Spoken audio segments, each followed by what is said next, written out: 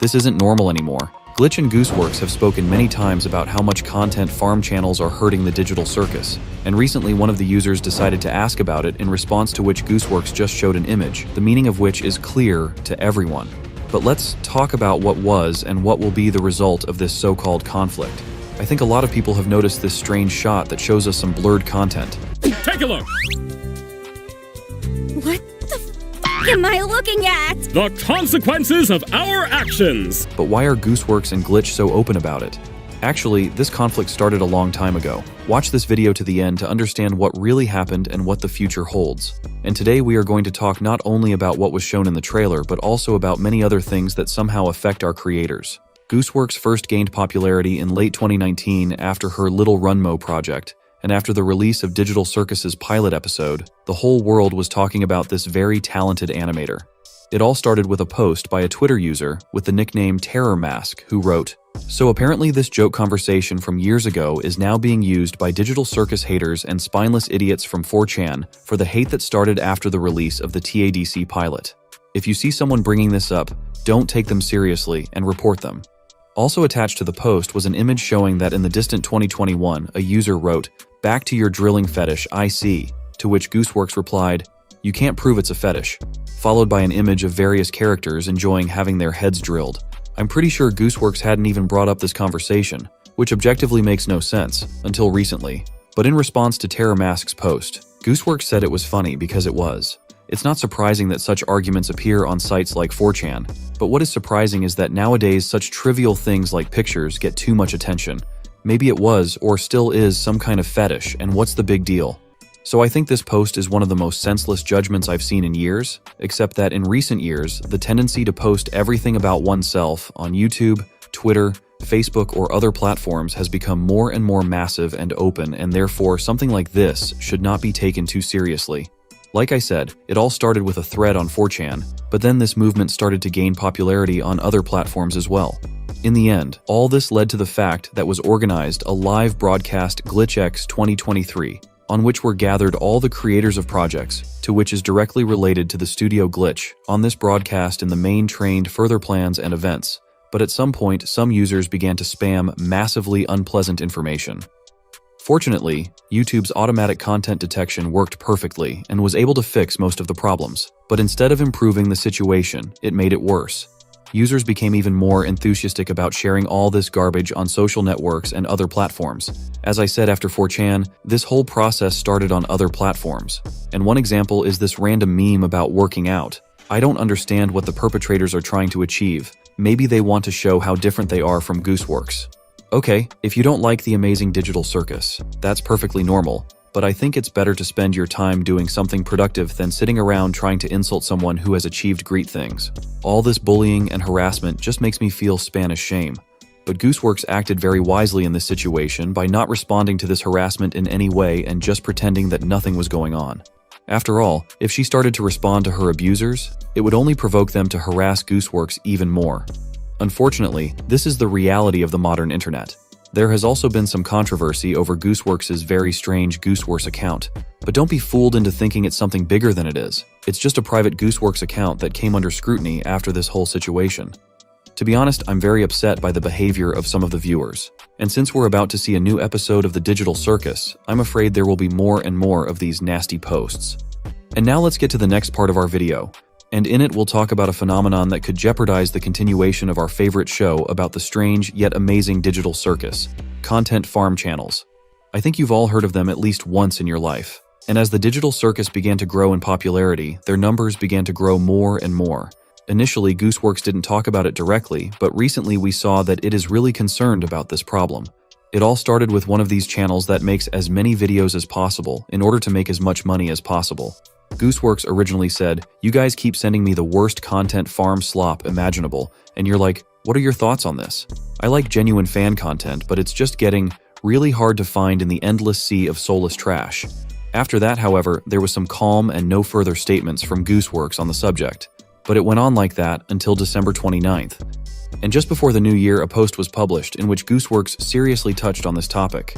I don't mean to be a buzzkill, But don't you guys think drawing or obsessing over this character is just giving these content farm channels what they want? Like, I'd be fine with it if it came from a fan and not a content farm video, but it very much comes from a content farm video. That's exactly what Gooseworx wrote on her Twitter, and even so, there is some resentment around the situation. Of course, content farm channels have a negative impact on the activities of those who are really trying hard to produce quality and original content, and the most striking example of such farms is the Hornstromp network of channels that have been in the business for several years, trying to squeeze maximum profit out of every new popular show or game. It seems to me that Gooseworx is having a hard time with these channels taking advantage of her work, and there is nothing she can do about it. One user responded that people are just having fun this way, but Goose responded by saying that if it was fan work, there would be no problems or issues. The obvious implication is that these channels are not stamping content for the sake of ideas but for money, and they are hardly fans either. And just a couple of hours later, Gooseworx published a mock mini-comic which is designed to illustrate the whole situation. In the first scene, a fan says, "Goose, please do something about these content farm channels. They're ruining the show." And you can see that Goose doesn't react to this and just stands there silently, but then in the second image she replies, "Because it originates from a content farm video. I'd prefer if people made their own design or latched onto something made by an actual fan," and shows that very image. Well, in the third image we see a reference to a previous post where the user said that these people are just having fun. Judging by her tweets, she received some criticism from fans of the digital circus, and someone suggested she just file a complaint against the content farm channels. But apparently most people don't understand how some YouTube processes work, and that's exactly what Gooseworx pointed out in her next post, saying, "What do you want me to do about it? The amazing digital circus isn't on my channel, so I can't copyright strike them, and even if could, isn't there an unspoken rule about copyright striking videos you don't like? Like, I'm pretty sure that's always been frowned upon." And that's actually a very smart stance because on YouTube, a lot of people help each other, but you always have to realize where the line ends that you can't cross. I think that both Gooseworx and the Glitch channel team have often received links to all these videos from the user, and in this case, it's clear that her nervous system couldn't take it, and she decided to respond once and for all, both to those who make such content and those who send it. Also, we know that Jax is her favorite, and many fans and not only started to redraw him just from the images of those channels that are content farms. And when she also expressed her displeasure on this topic, she started receiving various messages like this in response. Also, when Goose wrote that she had not been feeling well lately, she was immediately answered that during her absence there had been a huge number of copycats on TikTok and other platforms. I think the best thing to do in this situation is to just ignore such content and not publicize it to the world so that it continues to exist in its bubble. Copycats. As I said earlier, the amazing digital circus has gained huge popularity, and with it the popularity of Gooseworx and Michael Kovac has also started to skyrocket. And it was expected that they will have imitators who will impersonate famous personalities in order to deceive or profit. And if earlier our main characters of this story were silent, then recently they began to speak out more and more on this topic. And the first to start this case was Michael Kovac, who published a post in Twitter with a complaint to the support service, not understanding why this strange account is still not banned. This discontent was caused by the fact that this wannabe publishes not very pleasant content, and such posts some users may take seriously and think that Michael wrote them. And he also wrote, "Impersonation aside, this account is consistently harassing users, making racist remarks, and even posted an image of an address previously associated with me. I've reported them multiple times, yet you've been completely useless." And after that, Gooseworx also added, "Twitter's made it basically impossible to report impersonators.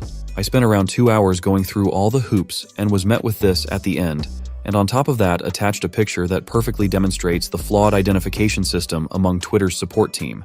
And Goose also showed some of the accounts that are impersonating her. And against this background, she published a post in which she expressed all her discontent. "I really didn't want to do this. I hate engaging with these type of things or sieving them attention, but considering hit a brick wall through support, I want you all to report Gooseworx 7247 for impersonation. They're interacting with young fans, and I'm not okay with that." And the problem with these accounts is not their existence, but their actions. If they had just created a copycat Gooseworx account, then there would be no problem. The main reason is the intentions of these people because first they mislead everyone, and then they start manipulating the audience or promoting content they see fit. It's just a dirty business that deserves only condemnation. But thankfully, this copycat Gooseworx account has been permanently deleted, and our original Goose was able to get justice. I hope Twitter starts regulating situations like this more seriously soon. And by the way, around the same time, there was an unpleasant situation with Michael Kovac. A user posted a first-person video with the caption that Kovac was dying. In response, he immediately received a message from Michael Kovac himself where he said, "I would appreciate it if you would stop making posts about myself, Elsie, or other voice actors dying. None of us enjoy it. Please, don't harass the OP." I'm assuming they are young and don't understand that it's uncomfortable. To which one user said, "Didn't you say you would be more careful about censoring users and such? Not trying to dig on you or anything. Just saying." And Michael Kovac apparently got tired of arguing and just said that he had already answered everything he wanted to. And after that, Michael created a separate thread where he finally voiced his position and said, "Hi, if I respond to a tweet politely asking someone to stop doing something, I do not want to see people go after them. I've already said my piece. Do not speak for me and overwhelm the original poster. Thanks." Then one user again pointed out Michael's behavior and the response was, "I am so used to replies being suppressed and nobody seeing them. I didn't expect people to even notice. Trying my best to make them stop. Feel bad for the OP and don't believe they deserve it." I honestly don't even understand why Michael Kovac paid attention to this post because it would have been much better to just ignore it. Unfortunately, as I've said before, this is the rule of the internet. The more attention and emphasis on something on the part of the protagonist of the discussion, the more unpleasant things will be addressed to him. And it is best not to publicize such situations and calmly report to the support team, hoping that they will be able to fix the problem in time. Because of these events, it's time to talk about the future of the digital circus. We have only two options. Gooseworx can accept the hate and keep doing what they do, realizing that the more digital circuses there are, the more people like them there will be. Or Goose can be offended by the audience and deliberately delay the release of new episodes or cancel this amazing digital show altogether. But I'm sure she'll keep doing the digital circus no matter what, to the chagrin of all the wannabes and haters. In summary, I can say that if Glitch have already started to show signs that this is worrying them, I think that with the release of the second episode, all such channels will no longer be able to create the illusion of a digital circus show so easily. The second episode was very successful, and the numbers speak for themselves. However, the long drama between Gooseworx and Content Farm channels has gained new strength, and if the already known Hornstromp has been mentioned, then meet our new heroes, Lankybox, which Goose mentioned for the first time. And most likely the pictures Glitch showed in the announcement are Lankybox's thumbnails. The snippets from their video prove that their content is complete garbage. Lankybox have shown themselves with the worst side not only in relation to the circus, but also to other YouTubers who make videos on Roblox, and if Hornstromp, as disgusting as Lankybox, but they at least suffer a little about the plot and animation.